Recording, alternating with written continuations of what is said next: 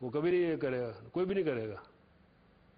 لیکن سر یہ تو ہوتا ہے ماضی کے اندر بھی ایسے جج لگائے گئے، تو پھر پہلے لکھتے کیوں اسے؟ لکھا کیوں چارٹر بنائی تھی اس میں لکھتے ہی نا پھر۔ آپ سمجھتے ہیں میثاق جمہوریت پہ عمل درآمد ہوگا یا نہیں ہوگا؟ جو طے ہے جو اس کی خلاف ورزی ہوگی، خلاف ورزی ابھی بھی کر رہے ہیں اور ہر روز کر رہے ہیں۔ ابھی جو ججز اپوائنٹ کیے اس میں بھی خلاف ورزی انہوں نے کی ہے نا اپنے۔ جو سب ان حالات میں تو ایک تاثر بالکل صحیح ابھرتا ہے کہ اس وقت اپوزیشن کوئی نہیں ہے، نہ آپ کی جماعت اپوزیشن کر رہی ہے، نہ مسلم لیگ نواز کر رہی ہے۔ نہیں ہم تو کر رہے ہیں، ہم نے گلگت میں وہاں پر کیا، ہماری دوسرے نمبر پہ پوزیشن آئی ہے، نواز شریف کی تیسرے نمبر پہ آئی ہے۔ اب الیکشن اور بھی آ رہے ہیں 2-3، سوات میں الیکشن آ رہا ہے، منسیرا میں آ رہا ہے الیکشن، پنڈی لاہور میں آ رہا ہے الیکشن، باولپور میں آ رہا ہے الیکشن۔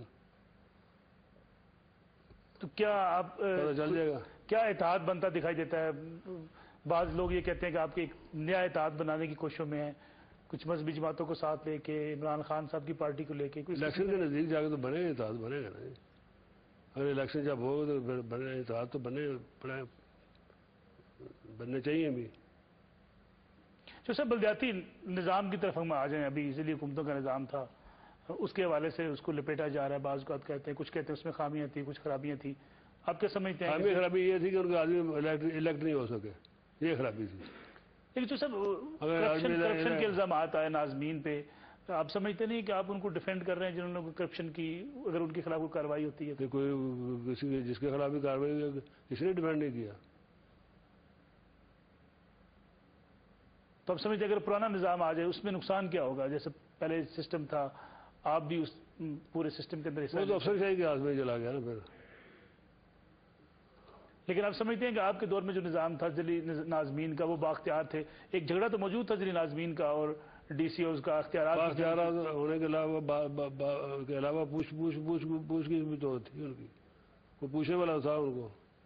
افسروں کو کون پوچھتا ہے؟ آج لاہور میں کل گجرات میں، پرسوں گجرات میں چلے جائیں۔ آپ سمجھتے ہیں ضلعی حکومتوں کا نظام رہنا چاہیے؟ بالکل رہنا چاہیے۔ کیا آپ کو لگتا کیا ہے کہ اب جو کلیش ایڈمنسٹریٹرز کا سیاسی جماعتوں کے مابین بھی ہونے لگا ہے سندھ کے اندر جیسے کہ حالات ہیں، اس کو آپ کس نظر سے دیکھتے ہیں؟ ذاتی مفاد کلیشز ہیں، اسے باقی کوئی کلیش نہیں ہے۔ وہ جہاں پر ان کے اپنے ممبر بن سکیں گے وہ کہیں گے یہ ٹھیک ہے، یا نہیں بن سکیں گے وہ کہیں گے یہ خراب ہے، نظام ہی خراب ہے، کیونکہ ان کے ممبر نہیں بن سکے۔ جو سب -1 فارمولے کی حمایت کرتے ہیں، جو کہ ماضی سے بار بار بات کی جا رہی ہے کہ اگر صدر آصف علی زرداری کو ہٹا دیا جائے، بعض لوگ نشاندہی کرتے ہیں کہ شاید اسٹیبلشمنٹ کی کوششیں بھی ہیں، الزام تراشی بھی کی جاتی ہے، کچھ ٹرائکا بن رہا ہے صدر زرداری۔ اب پرانی ہو چکی ہے یہ بات، اب پرانی ہو چکی ہے، اب بات اب بہت آگے بڑھ چکی ہے۔ لیکن اگر جیسے کہ کہا جا رہا ہے کہ صدر زرداری جو ہیں ان کو باہر سے بھی حمایت حاصل ہے، تو آپ کیا سمجھتے ہیں ان کو اگر ایسی حمایت حاصل رہتی ہے، پارٹی پیپلز پارٹی کسی قومی حکومت کو ماننے کو تیار نہیں، پھر آپ کیسے کہہ سکتے ہیں کہ مارچ کے اندر لازماً کوئی ایسا تبدیلی آ جائے گی کہ قومی حکومت بنے؟ میرا اپنا خیال ہے، اب تجزیہ ہے میرا، کوئی نہ کچھ ہوگا۔ اس قومی حکومت کے حوالے سے صدر مشرف کی واپسی کا بھی کوئی امکان نظر آتا ہے؟ نہیں، صدر صاحب تو اپنے کو وہاں پر بزی ہے کافی کاموں میں۔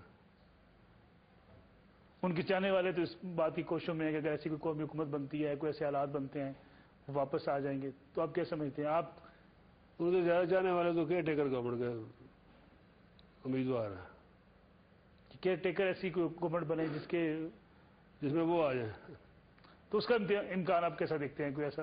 میرا نہیں خیال اس سے مسئلہ حل ہوگا۔ مسئلہ حل تبھی ہوگا اگر سارے بیٹھیں گے، تو پھر کوئی مسئلے کا حل کی طرف جا سکتے ہیں۔ یہ سارے نہیں بیٹھیں گے تو مسئلہ نہیں حل ہوگا۔ اگر سارے نہ بیٹھے تو مسئلہ کہاں چلا جائے گا؟ مسئلہ پھر وہی جائے گا جہاں پہلے جاتا ہے۔ جو سب ہے، ایک سوال آج کل بڑا زیر بحث ہے، اسٹیبلشمنٹ کی مداخلت کی بات کی جاتی ہے۔ کیا آپ سمجھتے ہیں سیاستدانوں کی غلطیاں اپنی جگہ پہ، کلیش اپنی جگہ پہ، لڑائی اپنی جگہ پہ، آپ سمجھتے ہیں کہ اسٹیبلشمنٹ یہ کام بند کر دے گی کہ سیاسی جماعتوں کو لڑانے کا یا حکومتیں گرانے کا، حکومتیں بنانے کا؟ یہ کوئی ایسی بات نہیں ہوتی کہ بھائی ہر وقت اسٹیبلشمنٹ کو کہہ دیں کہ اپنے اوپر سے ذمہ داری کو چھوڑنا۔ یہ ان کو اس طرف لایا جاتا ہے تو تب وہ کام کرتے ہیں. لیکن تو صاحب یہ تو ماضی میں رہا ہے نا، آپ کے سامنے ایسی حکومتیں بنتی رہی ہیں، جاتی رہی ہیں، حکومتوں میں لوگوں کو لایا جاتا رہا. آپ نے خود کہا ذوالفقار علی بھٹو سے لے کے ہر بندے نے فوج کا ساتھ دیا، ہر سیاسی جماعت نے. تو ان حالات میں آپ پاکستان کی سیاسی جماعتوں کا فوج ایک حقیقت تو ہے نا، اس میں تو دوسرا کوئی شک نہیں ہے نا. اب ویسے ہی اب فوج کو ایک سمجھ لیں کہ میں فوج کے خلاف ہوں، میں ڈکٹیٹروں کے خلاف ہوں. جب وہ کرسی پہ ہوتا ہے تو آرمی چیف ہوتا ہے، جب اتر جاتا ہے تو ڈکٹیٹر بن جاتا ہے وہی شخص. تو آپ سمجھتے ہیں فوج کا بھی کوئی سیاسی کردار ہونا چاہیے، جیسے کہ نیشنل سیکورٹی کونسل کی بات کی گئی ماضی کے اندر، یہ بھی کہا گیا کہ فوج کو سیاسی کردار ہونا چاہیے. اب سمجھتے ہیں اس سے مسائل حل ہو سکتے ہیں یا مسائل خراب ہوں گے؟ سیاسی کردار کی تو میں نہیں بات کرتا، لیکن کردار ضرور ہونا چاہیے میں کہوں گا. کہ فوج کا تو کردار ہے جی کہ ملک کی دفاع کا کام کرے اور اس کا دفاعی کردار تو ہونا چاہیے، لیکن ملک کے معاملات کے اندر اب سمجھتے ہیں کہ اس قسم کا کوئی کردار ہونا چاہیے.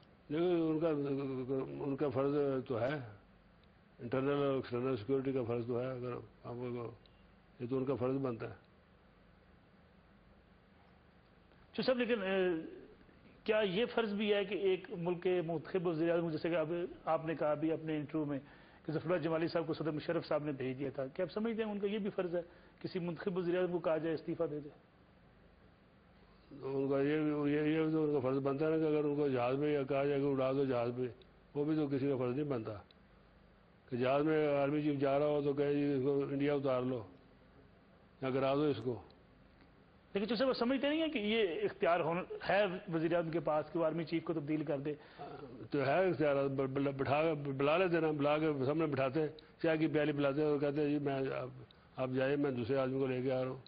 بالکل ان کے پاس اختیارات ہیں. لیکن یہ اختیارات تو کسی نے دیا کہ جہاز میں جب جا رہے ہیں تو وہاں پر ان کو کہا جائے گا جی آپ.